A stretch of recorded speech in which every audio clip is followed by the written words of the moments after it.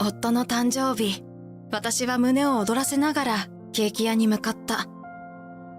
誕生会を開くことを知ったら、きっと夫は喜んでくれることだろう。しかし、ケーキ屋で見かけたのは、見知らぬ女性と仲良くケーキを選ぶ夫の姿だった。いても立ってもいられなくなって、私は夫の携帯に電話をする。あなた、今どこにいるの？娘と散歩中だよ。背後に私がいることに気がつきもしない。そんな夫に、私はおすすめのケーキとともに、最後の誕生日プレゼントを贈ることにしたのだった。私は森ゆきな。32歳のパート社員として働く主婦だ。4歳年上の夫、直人とは結婚して8年目、間もなく4歳になる娘の鈴香と暮らしている。直人とは高校2年生の時にアルバイト先で知り合った。当時大学生だった直人は高校生の私からは大人に見え、憧れの先輩だった。そんな彼に一目惚れをして交際を承諾してもらった時は本当に幸せだったことを覚えている。そしてそんな気持ちのまま7年の交際を経て入籍することになったのだ。交際期間が長かったこともあり、お互いのことだけでなく、双方の両親のことや家庭環境などを知った上で結婚を決めることができたと思う。私は結婚を機に家庭に入ったが、夫は大学卒業後から働いている会社で順調に出世し、現在は部長職に就いている。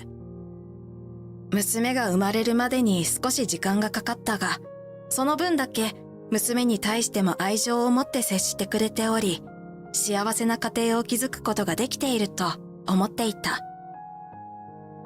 夫の誕生日を週末に控えたある日、幼稚園に通うようになり、毎月誕生会が開かれているからか、人の誕生日にも興味を持つようになった娘が、こんなことを言い出したのだった。ねえママ、日曜日はパパの誕生日だよね。そうよ。鈴香知っていたの？パパに聞いたの。鈴香、ママの誕生日も知ってるよ。あら、そうなの？ねえ、パパのお誕生日会はしないの？そういえば、娘が生まれてから大人の誕生日を大々的に祝うことはなくなっていた。せいぜい当日におめでとうという言葉と1年間の感謝を伝え、夕食で好きなものを作るくらいだ。特に夫は娘の誕生日と近いため、一緒に祝えばいいとケーキを用意することもなくなっていた。娘からも提案されたし、久しぶりにきちんと誕生日を祝ってもいいのではないだろうか。私はワクワクしながら返事を待っている娘に微笑んだ。そうね。じゃあ、パパの誕生会をしましょうか。きっとパパも喜ぶと思うわ。幸い、今年の誕生日は日曜日だ。近所に住んでいる義両親にも声をかけて、夫の誕生日を祝おう。そう思った私は、義両親に連絡をして、誕生会のことを話したのだった。それなら、本人には内緒にして、サプライズでお祝いしてあげましょう。義母も乗り気で、協力は惜しまないと話してくれた。私は義両親や娘とどんな誕生会にするか相談しながら、夫の誕生日に備えたのだった。そして日曜日。あとはリビングに飾り付けをして、予約していたケーキを受け取りに行けば、誕生会の準備は整う。だが、飾り付けをするためには、夫が家にいたらサプライズにはならない。そのことを全く考えていなかったことに気がついた私は、どうしたものかと考えていた。すると、夫が娘の手を引きながら、私に近づいてきた。天気もいいし、ちょっと鈴香を連れて出かけてくるよ。いいの？昨日までなんだか忙しそうだったし、パートもないなら今日くらいゆっくりすればいいんじゃない？昼も外で食べてくるからさ。娘が誕生会のことを話してしまったのかと思ったが、そうではないようだ。こんなに私のことを気遣ってくれていることに感謝しながら、これで誕生会の準備をすることができると思った。そう。じゃあ、鈴鹿のことよろしくね。ああ、行ってくるよ。ママ、行ってきます。二人を見送った私は、急いで部屋の飾り付けをして、ケーキ屋に向かうことにした。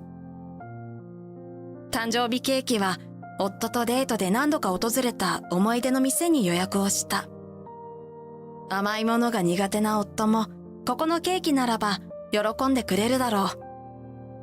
店内からは、甘い香りが漂ってくる。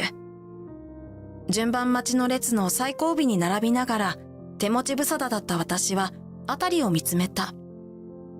ショーケースに並ぶケーキも色鮮やかで、見ているだけでも楽しめそうだが、選びきれないのか、ずっとケーキを眺めている人が多かった。順番が来るまで時間がかかりそうだなとため息をつく。スマホを見ると、義母からメールが届いていたので、それを開こうとした時だった。こんなにいっぱいケーキがあると迷っちゃう。ハンナの好きなものをたくさん食べればいいさ。聞き覚えのある声がして、私はそちらを見つめた。そこには、夫の直人がいたのだ。ショーケースの前で、夫は見知らぬ女性と肩を寄せ合いながら、ケーキを見ていた。夫のそばには、一緒にいるはずの娘はいない。店内のイートインスペースにも、娘の姿は見えなかった。娘はどこにいるのだろう。列を離れて娘を探しに行こうとした私の耳に、再び二人の会話が聞こえてきた。選べないわ。直人のおすすめってどれ？俺はあまり詳しくないからな。こんなにのんきに女とイチャついているのだから、娘は安全なところにいるのだろうか。問いただしてやろうと思ったとき、私のスマホに義母から着信が入った。はい。ユキナさん、具合が悪いって聞いたけど大丈夫なの？具合が悪い？私がですか？さっき、直人が鈴鹿を預けに来たの。詳しく話を聞こうと思ったのに、あの子ったら焦って帰っちゃったから、よほど悪いのかと思って。それなら、鈴鹿はお母さんと一緒にいるんですね。私は簡単に今の状況を義母に説明して電話を切った。娘の居場所が分かったのだから、目の前の二人のことに集中できる。夫たちはまだショーケースの前で、若い恋人のようなやりとりを続けていた。だったら、いろんなの食べてみたいな。いいよね。俺の可愛いアンナが望むなら、今日は俺も甘いケーキを食べてみようかな。私とデートで来ていた時は、そんなこと絶対に言わなかったくせに。そう思いながら、私は夫たちを見つめた。そして、スマホを取り出すと、夫に電話をすることにしたのだ。夫は着信に気がつくと、途端に顔を歪める。ごめん、嫁からだ。もう、せっかくの誕生日デートなのに。あいつ、空気読めない女なんだよ。本当にごめんな。面倒そうに電話に出る様子を見て、私はもう、本当に夫の心は、私にはないことを察した。電話をかけながら、私は夫たちの方へと向かって歩き出した。どうした？もしもし？あなた、今どこなの？鈴鹿と散歩に行くって言っただろ。へえ。あなたは鈴鹿と一緒にいるのね。当たり前だろ。何か用か？いいえ、用ってほどでもないのだけど、この店のケーキはどれも美味しいけれど、甘くないものだったら、イチジクのケーキがおすすめだって教えてあげようと思ったの。はあ？いきなりなんだ？私の一番のおすすめはレアチーズケーキなんだけど、空気が読めない女のおすすめなんて別に聞きたくはなかったかしらね。電話からだけでなく、後ろから直接聞こえてきた私の声に、夫が驚いてスマホを落としてしまう。ガラスフィルムにひびが入ったのを見て、無意識に、あーあ、と声が漏れた。お前、なんで？それはこっちのセリフ。こちらの女性はどなた？紹介していただけるかしら。この子は？夫と女性が揃って慌てている様子を見て、私は反対に冷静になっていった。この子は部下の。そう。部下と仲良くケーキを食べに来たの？お母さんに預けた娘と散歩中だなんて嘘をついて。それは、彼女が相談に乗ってほしいって言うから、鈴鹿を連れては来れなかったんだよ。へえ。さっきは誕生日デートとか言ってたのに？それは、今日は部長の誕生日だと伺ったので、冗談というか。私にとっては今のこの状況が冗談みたいだけど。黙り込んでしまった二人を睨みながら、私は義母に連絡を入れた。そして、すぐにケーキ屋に駆けつけてくれた義父に二人を任せると、私は再び順番待ちの列に並び直すことにした。あんな浮気者の誕生会なんてもうどうでもよかったが、注文したケーキをキャンセルするわけにはいかない。ケーキを受け取ると、私もすぐに自宅に戻ることにした。リビングに入ると、浮かれた装飾に囲まれながら、夫と女が青白い顔でうつむいたまま正座していた。娘は義母が散歩に連れ出してくれたそうだ。何から何まで義両親に気遣ってもらったことが申し訳なく感じた。こんな部屋でする話じゃないけど、アンナさんだったかしら。この人は本当にあなたの部下なの？ああ。でも、ただの上司と部下の関係じゃないわよね。それは。ケーキ屋の様子をずっと見ていたから、なんとなく理解しているわ。それで？あなたたちはどうしたいの？私の言葉に、アンナが顔を上げた。部長と別れてください。は？どうしたいのかって言いましたよね。私は直人さんと結婚したいんです。鈴鹿ちゃんのママになる覚悟はあります。アンナの言葉に、私と義父が同時にため息をついた。何を言っているの？友積側から離婚は言い出せないし、私が可愛い我が子を、あなたみたいな得体の知れない人に任せると思ってるの？だって、奥さんは直人さんや娘さんをほったらかして遊び歩いているんですよね。もう愛情がないのに、直人さんのお金目当てで離婚しないだけなんですよね。それは夫が言ったのかしら。はい。だから私と結婚したいって言ってました。結婚を考えるくらいには、長いお付き合いをされているのかしら。付き合ってからは半年くらいですけど、お互いに愛し合っているなら結婚したいって思うものじゃないですか。その愛とやらがあれば、他人が産んだ子の母親にもなれるってこと？直人さんの子ですから、私も愛せると思います。こんなに単純に物事を考えることができるアンナに、私はもう一度ため息を漏らす。まっすぐに私を見つめているアンナの横で、夫が苛立っているのが見えた。うるさい！少し黙れ！なんで？今なら離婚してくれるかもしれないじゃない。だから黙ってろって言ってるだろ。夫はアンナに怒鳴りつけると、私を睨んだ。何？そんな顔をしたいのはこっちなんだけど。誰が家族をほったらかしにして遊び歩いてるの？愛情もないのに、あなたのお金目当てで離婚しないだけ？誰の話なのかしらね。少し誇張はしたが、お前みたいにパートで働いているだけなら、俺の稼ぎを当てにしてるだろ。そうね。今はあなたのお給料には及ばない収入しかないのは事実ね。だからといって、私が妻や母親として失格だなんて、言ってもいい理由にはならないと思うけれど。そうだぞ。ユキナさんはお前と付き合うようになった15年前から、私たちともいい関係を築こうとしてくれていた。今日だって、ユキナさんがお前の誕生日を一緒に祝おうと提案してくれたんだぞ。はあ？俺の誕生日？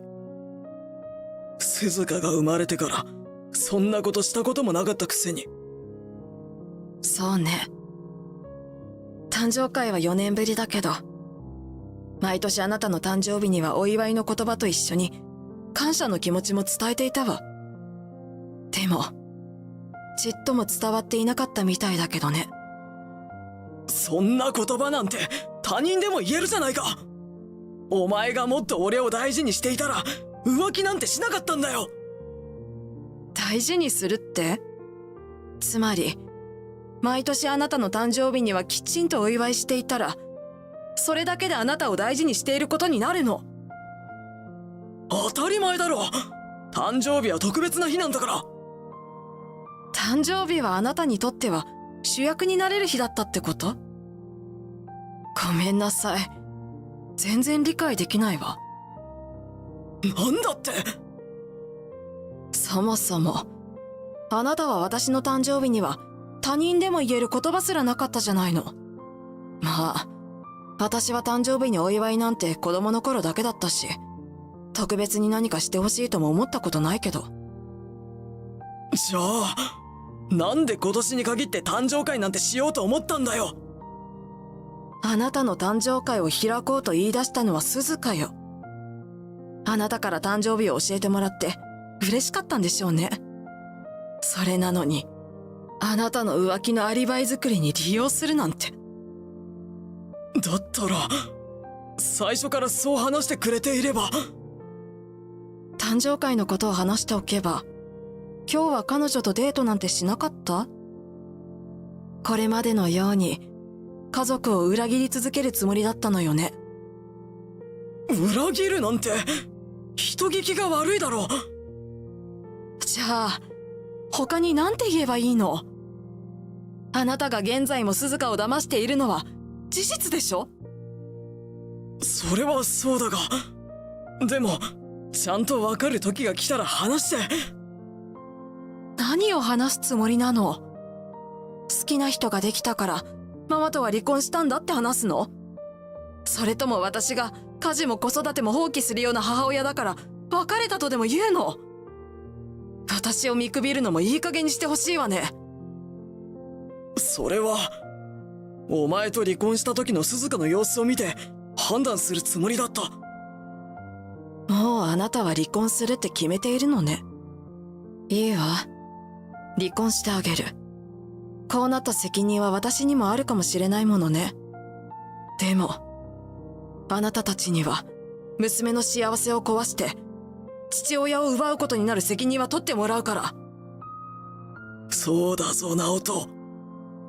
お前が幼稚な考えを捨てきれず、自分勝手な振る舞いをして招いたことだ。一生かけて償うんだな。義父の穏やかな言葉に、夫は正座の状態から両手を前につき、うつむいたまま涙を流し続け、小さく、すまなかったとつぶやいた。もう遅いが、やっと夫にこちらの思いが届いた気がした。それから数日の時が流れ、元夫からは300万円の慰謝料と娘の養育費として600万円を受け取り、アンナからは250万円の慰謝料を受け取って、私たちの離婚は成立した。会社では社内不倫の末の離婚ということで、元夫は降格処分を受けただけでなく、本社勤務から外されることになったそうだ。あんなに評価されてきた人であっても、信頼を失うのは一瞬のことだったのだろう。特に冷遇されているわけではないが、人の口には戸が立てられないものだ。きっと居心地の悪い思いをしているのではないだろうか。アンナは会社に居づらくなったのか、退職して実家に戻ったと聞いた。義両親は元夫とは距離を置くことにしたそうだ。戸籍上のつながりはなくなったが、私にも娘にもよくしてくれたこともあり、これからもたまに娘の顔を見せに義実家を訪ねようと考えている。私は娘と一時的に実家に戻り、新しく住む家を探している。仕事は正社員登用の試験を受けてみないかという打診をされたので受けることにした。そうなれば暮らしも少し楽になるのではと思っている。今回のことで心配をかけた両親のためにも、私と娘が幸せになるためにこれからも頑張ろうと思う。